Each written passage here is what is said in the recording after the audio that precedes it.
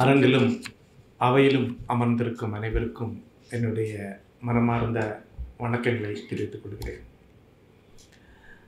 நண்பர்களே, 2003 இந்த அரங்கிலே என்னுடைய 7 நூல்களுடைய வெளியீட்டு விழா நடைபெற்ற போது பழ கருப்பையா அவர்கள் இந்த அரங்கிலே அந்நூலின் வெளியீட்டு விழாவிலே ஒரு உரையாற்றினார். அவர்களை நான் முதலில் சந்திப்பது அந்த நிகழ்விலே தான். அதிலிருந்து தொடர்ந்து அவரை கவனித்து வருகிறேன். அவரை விட அவருடைய மைந்தனும் தமிழின் முதன்மையான சைவ அறிஞர்களில் ஒருவருமான கரு ஆறுமுக தமிழன் அவருடன் நெருக்கமாகவும் அன்புடனும் இருந்து வருகிறேன். இந்த அரங்கு அவர் பல நினைவுகளை எனக்கு உருவாக்குகிறது. இந்த அரங்கு பெருமளவுக்கு சிதைந்து கேரத்தாழ 25 ஆண்டு காலம் கிடந்தது. பிறகு நிகழ்ச்சியில் இங்கு நடைபெறவில்லை. இன்று இதை புதுப்பித்து ஒரு சிறந்த அரங்காக மாற்றியவர் என்னுடைய நண்பர் திரு மனுஷபுத்திரன் அவர்கள். இந்த அரங்குக்காக தமிழ் எழுத்தாளர்கள் சார்பில் அவருக்கு ஒரு நன்றியை இந்த மேடையில் தெரிவிக்கின்றனர்.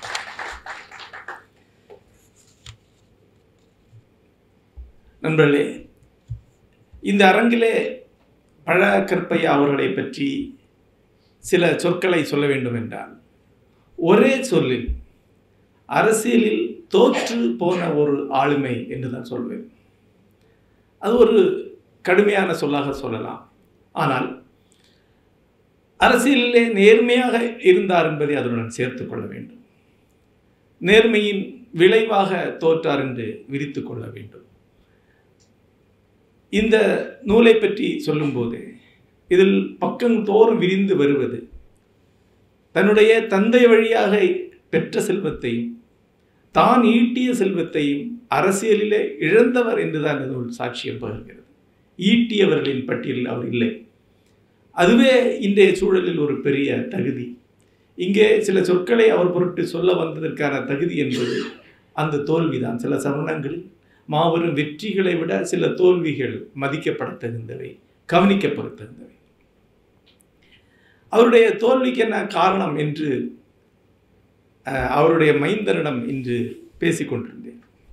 அதோட முதன்மையான காரணம் என்று எனக்கு தோன்றுவது 2 தான்.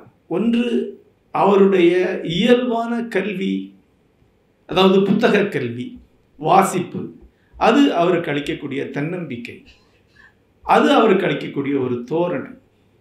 இன்னொன்று, அவருடைய நகரத்தார் பின்னணி, அதிலிருந்து வரக்கூடிய ஒரு தோரணை. இது 2ஐயும் இவருடைய உடல் மொழியிலிருந்து மாற்ற முடியாது.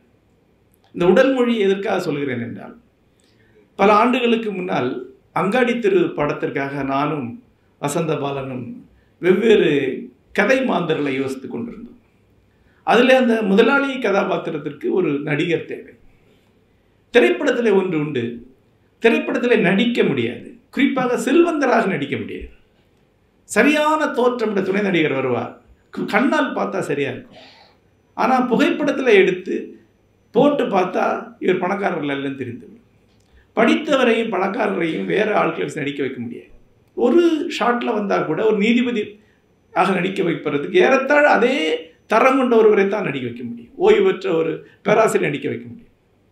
அப்போ இந்த கதாபாத்திரத்துக்கு யாரை நடிக்க வைக்கலாம் என்று ஒரு 50 பேருக்கு மேல் பார்த்தார்கள். இப்போ நான் பழ கருப்பையா அவருடைய பேரை சொன்னேன், இவரை நடிக்க வைக்கலாம். அது பிறகு வசந்தபாலன் நேரில் சென்று பார்த்துட்டு அங்கே சொல்லி அங்கிருந்து எனக்கு ஃபோன் பண்ணார். சார் அப்படியே இருக்கார், சில பல கோடிகளுக்கு அதிபர் போல தான் இருக்கிறார், போட்டுருவோம். நான் அப்படி தான், அது அவருடைய வளர்ப்பு, அவருடைய பின்னணியிலேருந்து அவருக்கு வந்தது. ஆனால் அரசியலில் அது ஒரு பெரிய எதிர்மறை அம்சம். ஏனென்றால் எங்கிருந்தாலும் மேலிற்கு ஒருவர் இவரை நம்பாமல் இருக்கக்கூடிய வாய்ப்பு அதில் தான் கிடைக்குது. இந்த நூலில் ஒரு தருணம் வருகிறது. தமிழகத்துடைய அவைத்தலைவராக அவர் வருவார் என்பது கிட்டத்தட்ட அனைத்து ஊடகங்களும் உறுதி செய்யப்பட்ட ஒரு தருணம். அவருடைய மனைவியே அப்படி நினைத்துக் கொண்டிருக்கிறார், அவரும் அப்படி நினைத்துக் கொண்டிருக்கிறார். அப்போது அறிவிப்பு வருகிறது, இவர் அவைத்தலைவர் அல்ல, வேறொருவர், அமைச்சர் பதவி இல்லை, எந்த பதவி இல்லை. ஏன்னா அந்த தருணத்திலே அதிமுக ஆட்சிக்கு வருவதற்கு பல காரணங்களில் ஒன்றாக இருந்தது அவருடைய ஆவேசமான பேச்சு. தமிழகம் முழுக்க பணியாற்றியிருக்கிறார். அதற்கு ஊதியமாக கூட ஒரு அமைச்சர் பதவியோ கொடுக்கப்படவில்லை. அமைச்சர் பதவி கொடுக்கப்படவில்லை ஏனென்றால் அது ஒரு ஆங்கிலத்தில் சொல்வதென்றால் கலெக்ஷன் ஏஜென்ட் பதவி, அது இவரால் செய்ய முடியாது. ஆனால் அவைத்தலைவர் பதவியை செய்ய முடியாது. அதற்கான ஆளுமை தோரணை எல்லாம் அவரிடம் உண்டு. ஆனால் அதுவும் கொடுக்கப்படவில்லை. ஏன் கொடுக்கப்படவில்லை என்பதற்கான காரணத்தை சுற்றி இடத்துல சொல்கிறார். இவர் ஏதோ ஒரு நெருக்கடி நேரத்தில் சொந்தமாக முடிவெடுத்துவதற்கான ஏதோ ஒரு வாய்ப்பு இருக்குது, அது ஏன் கொடுக்கணும், அதுதான். ஆகவே தொடர்ந்து இவருடைய இருந்து வரக்கூடிய கல்வியுடைய நிமிர்வும் மரபுடைய நிமிர்வும் தொடர்ந்து அரசியலில் இவரை தோற்கடித்துக்கிட்டே வருது. தமிழ் அரசியலை வெல்வதற்கு 2 வகையான தோரணைகள் ஒரே தருணத்தில் தேவைப்படுகின்றன. ஒன்று, மேடைகளில் ஒரு செயற்கை நிமிர்வு, தனி வாழ்க்கையில் ஒரு செயற்கையான மிகை குழைவு. கிட்டத்தட்ட வெயிலில் வாடிய கீரை மாதிரி இருக்கக்கூடியவர்களை பார்த்துருக்கேன். அவ்வளவு குழைந்து, அவ்வளவு தழைந்து, அவ்வளவு தனிந்து, ஒருபோதும் இந்த பாம்பு நம்மை கடிக்காது என்று 1000 முறை கொத்தி சத்தியம் படக்கூடிய ஒருவருக்கு தான் பதவி கொடுக்கப்படும். ஆகவே தொடர்ந்து ஒரு வகையில் தோல்விகளை அடைந்து கொண்டே வந்த ஒருவராக இவர் இருக்கிறார். ஏறத்தாழ திரைப்படத்தில் அதே தான். திரைப்பட தயாரிப்பாளராக ஈட்டிய அனைத்தையுமே இழந்தவராக ஒரு சித்திரத்தை அதில் கொடுக்கிறார். தொடர்ந்து வெற்றிகள் அடைந்து அதன் பிறகு நம்பாத முடியக்கூடாத ஒருவரை நம்பி திரைத்துறையிலே பணத்தை இழந்து பூஜ்ஜியத்துக்கு வந்து சேர்கிறார். 2 தருணங்களில் தன்னுடைய மனைவியுடன் உரையாடலை இந்த புத்தகத்தில் சொல்கிறார். ஒன்று, திரைத்துறையில் எல்லாவற்றையும் இழந்து கிட்டத்தட்ட பூஜ்ஜிய நிலைக்கு வந்த பிறகு உன்னை இப்படி கொண்டு வந்து விட்டுட்டனே என்று தன்னுடைய மனைவியிடம் சொல்கிறார். அப்போ மனைவி சொல்ல, நீ என்ன பேசுகிறீங்க, நீங்கள் மலை போல் நீங்கள் இல்லையா, நீங்கள் தான் இருக்கிறீங்க, வேற என்ன எனக்கு வேணும் அப்படிங்கிறாங்க. இன்னொரு தருணத்தில் சபாநாயகர் பதவி தனக்கு கிடைக்க வேண்டிய எதிர்பார்த்து அது வராத செய்தியில் தான் தெரிந்து கொள்கிறார். அப்போது அவருடைய மனைவி ஏமாற்ற அடைகிறாங்க. அப்புறம் அவங்க சொல்கிறாங்க, இதெல்லாம் ஒட்டுறது தான் ஒட்டும், விடுங்க, அது தேவையில்லை, அதை மறந்துருக்கேன்னு அவங்க மனைவி சொல்லுது. இந்த மாதிரி தொடர்ந்து இந்த நூல் உருவாக்கக்கூடிய சித்திரம் பல வகையில் அதனுடைய நேர்மை காரணமாக ஒரு தனித்த சிறப்பான ஒரு புனை உருவாக்கக்கூடிய நல்ல இலக்கிய படைப்பு உருவாக்கக்கூடிய ஒரு நிறைவையோ ஒரு கண்டடைதலை அடித்துக் கொண்டிருக்கு. ஒன்று, இங்கு பலவர் முன்னாடி சொன்னது போல மாத்தூர் பாலாம்பாள் என்கிற ஒரு பெண்மணியுடைய கதை. இந்த பெண்மணி ஒரு அந்தன பெண்மணி. ஒரு காரைக்குடியிலே பேருந்து நிலையத்திற்கு இரவு நேரத்தில் வருகிறார். அந்த காலத்தில் 9-10 மணிக்கு மேல் பேருந்துகள் இல்லை அவர் ஊருக்கு. ஆகவே பேருந்து நிலையத்தில் இருக்கிறாங்க.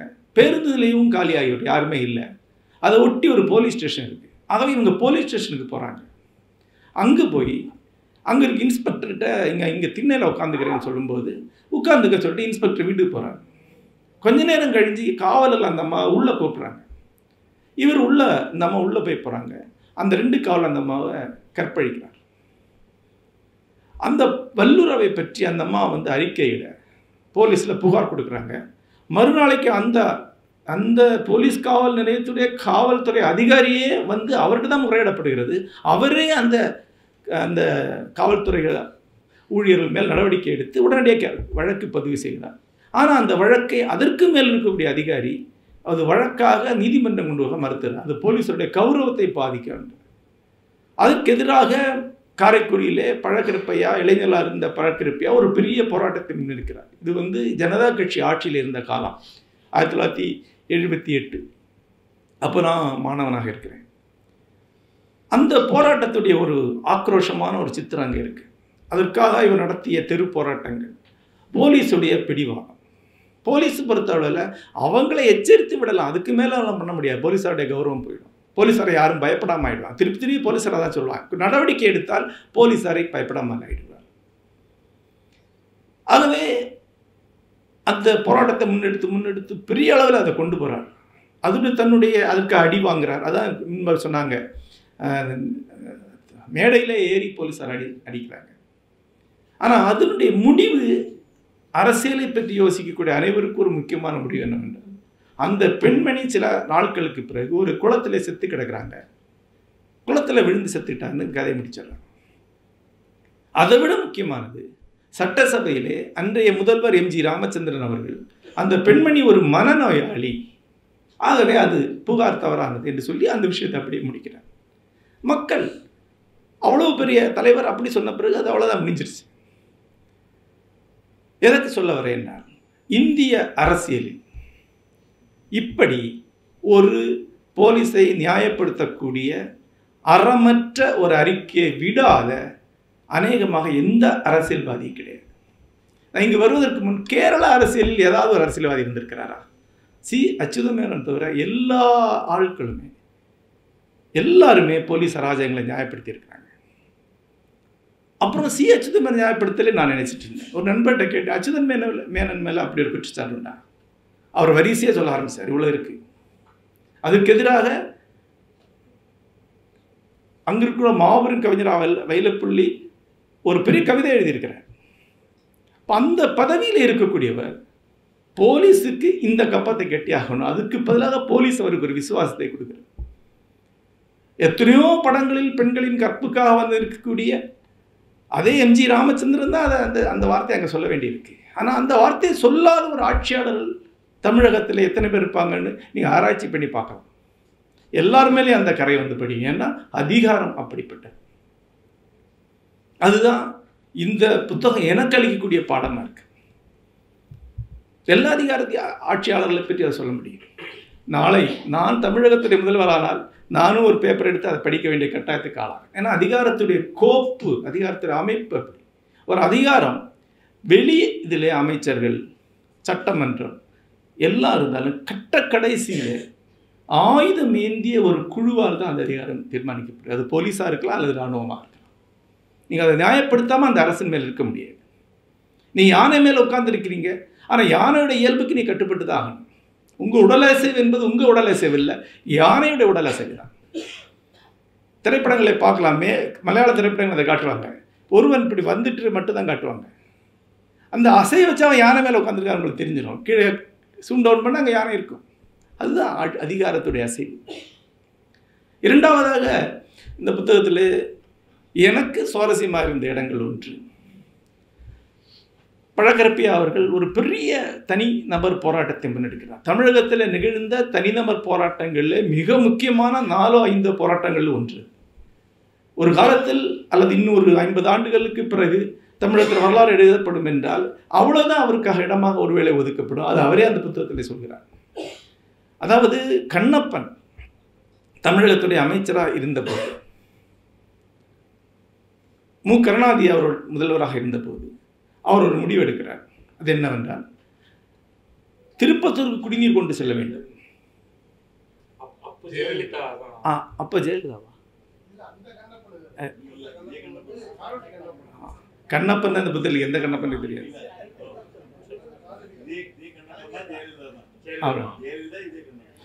அப்போ வந்து செம்பைங்கிற ஒரு ஊற்றிலிருந்து காரைக்குடியோட தண்ணீரை திருப்பத்தூர் கொண்டு போகிறாங்க. திருப்பத்தூர் வறண்ட மாவட்டம், அதாவது மதுரை பக்கத்தில் இருக்கக்கூடிய திருப்பத்தூர். அங்கே குழாய் வைத்து கொண்டா போகிற வழியில் ஒரு தொழிற்சாலைக்கு அந்த தண்ணியை கொடுக்கக்கூடிய உத்தேசம் உள்ளே இருக்கு. காரைக்குடியே வறண்ட பகுதி தான். இது ஒரு பிச்சைக்காரன் சட்டியிலேருந்து எடுத்து இன்னொரு பிச்சைக்காரனுக்கு போடுற மாதிரியான ஒரு செயல்பாடு. ஆகவே காரைக்குடிக்கு தண்ணீர் இல்லாமல் ஆகிடும். மட்டும் இல்லை, இவ்வளவு பெரிய ஒரு ஊற்றை நம்பி ஒரு நகரம் இருக்குது. இந்த தண்ணியை எடுத்து கொண்டு போனால் காரைக்குடிக்கும் தண்ணீர் இல்லாமல் ஆகிடும், திருப்பத்தூருக்கும் காலப்போக்கில் தண்ணி இல்லாமல் ஆகிடும். ஆகவே அதுக்கு எதிராக காரைக்குடியிலே ஒரு தனிநபர் போராட்டத்தை முன்னெடுக்கிறார். முதல்ல அது போராட்டம் முன்னெடுத்து ஒரு கட்டத்தில் தான் உண்ணாவிரதம் இருக்க முடிவை எடுத்து 19 நாட்கள் உண்ணாவிரதம் இருக்கிறார். ஒரு கட்டத்தில் உடம்பில் யூரியா மிகுந்து சிறுநீரகம் பழுது அடையக்கூடிய தருணம் வரைக்கும் அது வருகிறது. அவ்வளவு பெரிய போராட்டம், கிட்டத்தட்ட மொத்த மக்களும் வந்து நிற்கக்கூடிய ஒரு போராட்டம். மொத்த மக்களும் அவரை தலைவராக ஏற்று அதனுடைய முன்னிலையில் அவரை நிறுத்த வைக்கக்கூடிய ஒரு போராட்டம். அந்த போராட்டத்தின் உச்சியில் அவருடைய போராட்டம் வெல்கிறது. அந்த திட்டம் கைவிடப்படுகிறது. சில ஆண்டுகளுக்கு பிறகு மு கருணாநிதி அவர்களால் தஞ்சையிலிருந்து காவேரி தண்ணி திருப்பத்தூர் கொண்டு வந்து அந்த பிரச்சனை நிரந்தரமாக தீர்வு செய்யப்படுகிறது. அவ்வளவு எளிமையான ஒரு முடிவுக்கு போகிறதுக்கு பதிலாக எடுக்கப்பட்ட ஒரு குறுக்கு முடிவு தான் இந்த சம்பை ஊற்றை கொண்டு செய்யக்கூடியது. ஆனால் இவ்வளவு பெரிய ஒரு மக்கள் தலைவர் மாதிரி ஏற்றுக்கொள்ளப்பட்ட ஒருவர் உடனடியாக அங்கே தேர்தலில் வென்று பதவிக்கு வருவதுதான் எந்த திரைப்படத்திலையும் நம்ம திரைக்கதை எழுதுவோம். ஆனால் அது நடக்கவில்லை. அவருக்கு அந்த தேர்தலில் இடம் கிடைக்கவில்லை. தனியாக இருக்கிறார், தோற்றுக்கொள்கிறார். அதே மக்கள் வாக்களிக்கவில்லை. என்னுடைய நண்பர் உதயகுமார், அவர் குமரி மாவட்டத்தில் ஒரு தேர்தலில் நின்றார். பச்சை தமிழகம் ஒரு அமைப்பு வைத்திருக்கிறார். அவருக்கு நாங்கள் நெருக்கமானவன். அவருடைய கூடங்குளம் போராட்டத்தில் நிறைய ஆதரித்து எழுதியிருப்பேன், நீங்கள் படித்திருக்கலாம். ஆனால் தேர்தல் முடிந்த பிறகு அவர்கிட்ட கேட்டேன், கடற்கரை பகுதிகளில் உங்களுக்கு ஓரளவு ஓட்டு வந்திருக்குமே, அவங்களாம் ஒன்றுமே ஓட்டை போடல அப்படின்னாரு. ஏன்னா அது வேறு கணக்கு. அவங்களுக்காக தான் இவர் அடி வாங்கி இவர் வாங்கி 100க்கு மேற்பட்ட வழக்குகளோடு இன்றைக்கு உட்காந்துருக்கார். அப்போது அவரை கொண்டாடுற புகைப்படங்கள் நீங்கள் பார்த்துருப்பீங்க. அவரை கைது செய்ய வரும்போது பெண்கள் அவரை சுற்றி நின்று அழுது அவரை காப்பாற்றுவாங்க. ஆனால் அதே பெண்கள் தேர்தலில் வேற ஆளுக்கு ஓட்டு போட்டிருப்பாங்க. ஏன்? அது ஒரு முக்கியமான கேள்வி. நன்றி கெட்ட மக்கள் என்று சொல்ல அப்படி அல்ல. இந்த அரசியல் வேறு, அந்த அரசியல். இந்த அரங்கிலே ஏதாவது ஒரு உரையிலே ஒரு டேக் ஹோம் அப்படின்னு சொல்லக்கூடிய, நீங்கள் கொண்டு செல்லக்கூடிய ஒரு கருத்தை சொல்ல வேண்டிய நான் நினைப்பேன். அந்த கருத்துக்கு வரக்கூடிய வழி என்பது அதுதான். அந்த அரசியல் வேறு, இந்த அரசியல் வேறு. இந்த அரசியல் என்பது என்ன? அதாவது அதிகாரத்தில் அரசியல் என்று என்ன? பாலாம்பாள் வகுப்பு வரை விஷயத்திலிருந்து இந்த விஷயத்துக்கு இணைத்து நீங்கள் பார்க்கலாம். அரங்கிய அரசியல். இந்த அரசியல் என்பது இதிலிருந்து நீங்கள் மக்கள் சேவை, மக்கள் நலன், முன்னேற்றம், அந்த மாதிரியான வார்த்தைகளை வெளியே எடுத்துவிட வேண்டும். அது நமக்கு ஒரு காலகட்டத்தில் சொல்லப்பட்ட ஒரு பொய் அன்றி அல்லது ஒரு கற்பனை அன்றி வேறொன்று அல்ல. எந்த காலத்திலையுமே அதிகார அரசியல் என்பது வேறு. அதில் சேவைக்கெல்லாம் இடம் கிடையாது, எப்பவும் இருந்தது கிடையாது. மேடையில் அப்படி சொல்லலாம், ஏமாந்தால் ஓட்டு போடலாம். ஆனால் அப்படி கிடையாது, அப்படி இருக்க முடியாது. இந்த மேடையில் நான் சொல்ல வேண்டிய ஒரு பெயர் அன்டோனியோ கிராம்ஷி என்கிற மார்க்சிய அறிஞர், இத்தாலிய அறிஞர். நவ மார்க்சியர்னு சொல்ல, மார்க்சியத்துக்கு இன்னொரு விளக்கம் கொடுத்தவர், விரிவான விளக்கம் கொடுத்தவர். இந்த அரசியலில் அவர் சொல்றார், இந்த அரசு என்பது எந்த அரசாக இருந்தாலும் ஒரு சமூகத்தில் பல்வேறு அதிகார சக்திகள் உள்ளுரைந்திருக்கு, பல்வேறு பவர் சென்டர்ஸ் இருக்கு, குறைந்த 100-200 அதிகார புள்ளிகள் இருக்கும். உதாரணமாக இப்போ தமிழக அரசியலில் கைத்தறி தொழிலாளர்கள் என்பது ஒரு அதிகார மையமாக இருக்கும், அவங்களுக்கு ஒரு பவர் இருக்கும். தொழிலதிபர்கள் அதே மாதிரி ஜாதி அதிகாரங்கள், கிரானைட் அதிகாரம், இப்படி பல அதிகாரம் இருக்கு. இந்த எல்லா அதிகாரங்களுக்கு நடுவில் ஒரு சமரசத்தை உருவாக்கக்கூடியவர், ஒரு தராசுடைய முள் போன்று அமரக்கூடிய ஒருவர் தான் ஆட்சியாளர். அவர் இவர்களை நிர்வகிக்கவில்லை, இவர்களை சமரசம் செய்கிறார். ஒவ்வொருத்தருக்கும் ஒவ்வொன்று கொடுக்குறார். தமிழகத்தை பொறுத்தளவில் அதிகார புள்ளி என்பது ஜாதி தான். எந்த ஜாதிக்கு எவ்வளவு, இந்த ஜாதிக்கு எவ்வளவு, அந்த ஜாதிக்கு எவ்வளவு. ஒரு ஆட்சி அமைந்த முதல் 3 மாதங்களே அந்த ஜாதி பங்கீடு நடக்கிறது அணுக்கமாக இருந்து பார்த்தா, அதை மிக அணுக்கமாக இருந்து பார்க்கக்கூடிய இடம் சினிமா. ஏன்னா இங்கே தான் எல்லாமே பேச்சு முறை. ஏன்னா ரொம்ப நெருக்கமாக இருக்குது தமிழகத்தில். பார்த்தா ஒவ்வொரு ஜாதிக்கும் ஏதோ ஒன்று கொடுக்கப்படுவதை பார்க்கலாம். ஒருவருக்கு ஒரு பதவி கொடுக்கறத பற்றி பேசிட்டு இருந்தா, தமிழகத்தின் உயர் அதிகாரத்திற்கு ஒருத்தர் சொல்கிறார், அது அந்த குறிப்பிட்ட ஜாதிக்கு இந்த பங்களிப்பு இருக்கு, ஆகவே அவங்களுக்கு ஏற்கனவே இவ்வளோ கொடுத்துருக்கோம், அவங்களுக்கு எம்எல்ஏ இல்லை, ஆகவே வாரிய தலைவர் கொடுக்கணும்.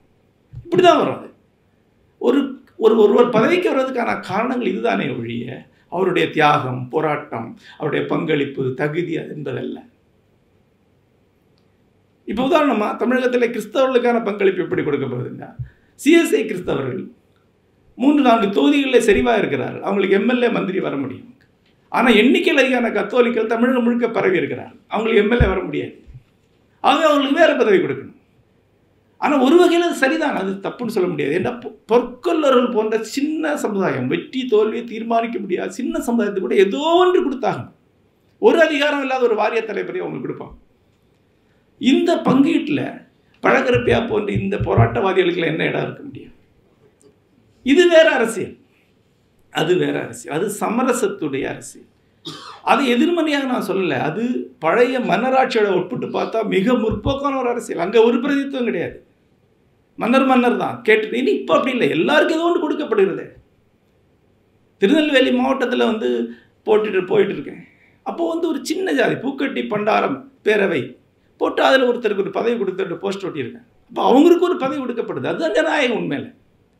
இப்படி பல்வேறு பதவிகள் வழியாக பங்கிடப்படக்கூடிய ஒரு அதிகாரம். அந்த பங்கீடு நடத்தக்கூடியவர், அந்த பங்கீட்டுக்கு தலைமை தாங்கக்கூடியவர் ஒரு மாநிலத்தை ஆட்சி செய்கிறார்.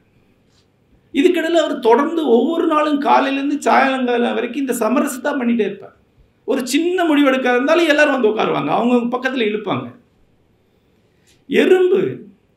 எறும்பு கூட்டம் ஏதாவது இறையை எடுத்துகிட்டு போகிறத நீங்கள் பார்த்தா ஒரு திசை நோக்கி அது போயிட்டுருக்கும்.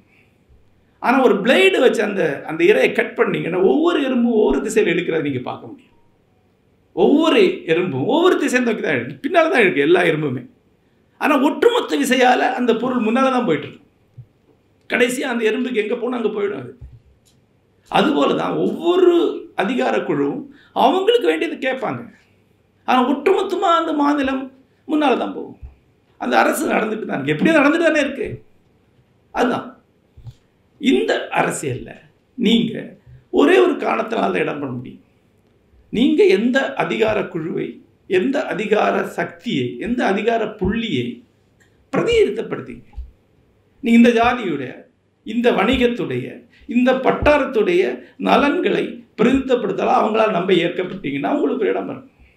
அதனால தான் ஜாதி வழியாக வர்றது எளிதாக இருக்கு. இது வேற. அதில் நீங்கள் கொஞ்சம் எடுத்துக்கிட்டு உங்கள் ஜாதிக்கு, உங்கள் குழுவுக்கு சில நன்மைகளை வச்சுருந்தீங்கன்னா நீடிக்க முடியும். நீண்ட கால அடிப்படையில் எல்லாருக்கும் பொதுவான ஒரு சமரசத்தை பண்ணக்கூடியவராக நீங்கள் மாறினீங்கன்னா நீங்கள் மைய அதிகாரத்தில் நீடிக்க முடியும். பழக்கரப்பியா போன்ற ஒருவர் இந்த அரசியலுக்குள்ள வேறொரு அரசியலை நடத்த முயன்று ஒரு 40-50 ஆண்டுகள் அதற்காக உழைத்து இங்கு வந்து அமர்ந்திருக்கிறார் என்றுதான் இந்த புத்தகம் காட்டுகிறது. அன்பர்களே, இன்னொரு அரசியல் இருக்கிறது. என்னுடைய நம்பிக்கை என்று அது அரசியல், அது நுண் அரசியல் அல்லது மைக்ரோ பாலிடிக்ஸ் என்று நான் சொல்வேன். மைக்ரோ பாலிடிக்ஸ் என்ற ஒரு வார்த்தையை தொடர்ந்து நான் பயன்படுத்தக்கூடிய அதில் எனக்கு ஒரு நம்பிக்கை இருக்கு. அது இந்த அதிகார அரசியலோடு சம்பந்தப்படுதல்ல. இது அரசியல் அல்ல, இது நிர்வாகம், நிர்வாக சமரசம். இது அரசியல், இது அல்ல. இதுக்கும் அதுக்கு சம்பந்தம் கிடையாது. இது ஒன்று முற்றாக இதிலிருந்து விலக்கி கொண்டவர்கள் செய்யக்கூடிய ஒரு அரசியல் தான் நான் மைக்ரோ பாலிடிக்ஸ், நுண் அரசியல் என்று சொல்வேன். ஒன்று, மைக்ரோ பாலிடிக்ஸுடைய சில விதிகள் என்ன என்றால், ஒன்று, அது ஸ்மால் யூனிட் என்றால் முதல் டெஃபினிஷன். சின்ன அலகுக்குள், சின்ன இடத்திற்குள், சின்ன ஒரு பகுதிக்குள் நடத்தக்கூடிய ஒரு பணியாகத்தான் இருக்கும். ஒட்டுமொத்தமாக தேசத்தை கைப்பற்றி இந்த நேரத்தை எனக்கு கொடுங்க, ஒரு நாள் நான் அதிபர் ஆகும்போது, இது அல்ல. அது வேற அரசியல்.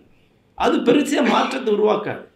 ஒரு தலைவன் வந்து இந்த மாற்றங்களை உருவாக்குறான், எல்லாம் அந்த தலைவன் உருவாக்கக்கூடிய மாற்றம் அவர் சமரசம் தான் பண்ணிட்டு இருக்கிறார். அவருடைய விளைவுகளுக்கு காலப்போக்கில் நம்ம அவரை பொறுப்பாக்குவோம். அவர் எதையுமே செய்ய முடியாது, எதையுமே செய்ய முடியாது. அவங்க தலைமையில் இருக்கிறவர் சமரசம் தான் பண்ண முடியும். அந்த சமூகம் எதை விரும்புகிறதோ அதைத்தான் அவர் செய்ய முடியும். அந்த சமுதாயம் எதை ஏற்குமோ அதை தான் அவர் கொடுக்க முடியும். ஏற்காத ஒன்று கொடுக்க முடியும். அடுத்த எலெக்ஷன் நிற்கணும் இல்லை. அப்போ அவர் எதையுமே செய்யலை. ஆனால் ஒரு 30 ஆண்டுகளில் அவர் காலகட்டத்தில் இந்த மாற்றத்துக்கெல்லாம் அவரை பொறுப்பாக்கலாம். அவர் தான் சாதனையாளர்னு சொல்லலாம். அப்படி அல்ல. அந்த மாற்றத்தை எடுத்துக்கூடியது வந்து சின்ன சின்ன சின்ன அலகுகளில் நடக்கக்கூடிய அரசியல். அதுதான் மைக்ரோ பாலிடிக்ஸ். அது சின்ன அலகுகளில் நடக்கும். 2, அது ஒரே ஒரு தளத்தில் நடக்கும். ஒரு மைக்ரோ பாலிடிக்ஸ் இருக்கக்கூடியவர் அவர் ஒரு தளத்தில் நடத்துகிறார். உதாரணமாக, குமரி மாவட்டத்து ஏரிகளை காப்பாற்றுவதற்காக மட்டுமே பணியாற்றக்கூடிய ஒருவர் மைக்ரோ பாலிடிக்ஸ். அவருடைய பணி என்ன? பக்கத்தில் வந்து வேறொரு பணி இருக்குது, நெடுஞ்சாலை டேமேஜாக இருக்குது, அதுக்கு அவர் போக மாட்டார். அது வேறு. அது என்னுடைய சக்தி, அது கூட போவாங்க. என்னுடையது குமரி மாவட்ட ஏரிகளை பாதுகாப்பதற்காக நான் என்னுடைய வாழ்க்கையை, என்னுடைய போராட்டங்களை முன்னெடுக்கிறேன். அவர் தான் பெரும்பாலான காந்திய வழி போராட்டங்கள் அந்த வழியில் தான் இருக்கு. ஒரு சின்ன அளவுக்குள்ள ஒரு இலக்கை நோக்கி, ஒரு தளத்தை நோக்கி மட்டும் செய்யக்கூடியது 2வது. 3வது, அது பெரும்பாலும் பாசிட்டிவான நேர்நிலை பணியாக தான் இருக்கும். மக்களுடைய கருத்தை மாற்றுவது, மக்களுடைய எண்ணங்களை மாற்றுவதாக தான் இருக்கும்.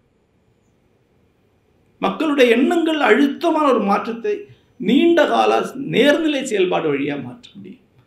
இதை எதிர்க்கிறோம், அதுக்கு எதிராக ரத்தம் சிந்துறோம், இதுக்கு எதிராக மக்களை திரட்டுறது எதிராகங்கிறது மிக குறைவான காலம் நிற்க முடியும். எந்த மக்கள் கூட்டமும் நீண்ட காலம் எல்லாம் எதிர்த்து போராட அவனுக்கு வேற ஜோலி இருக்குது, அவன் சீக்கிரம் போயிடுவான். குறுகிய காலத்தில் ஒரு இடத்துக்காக போராடுறது வேற.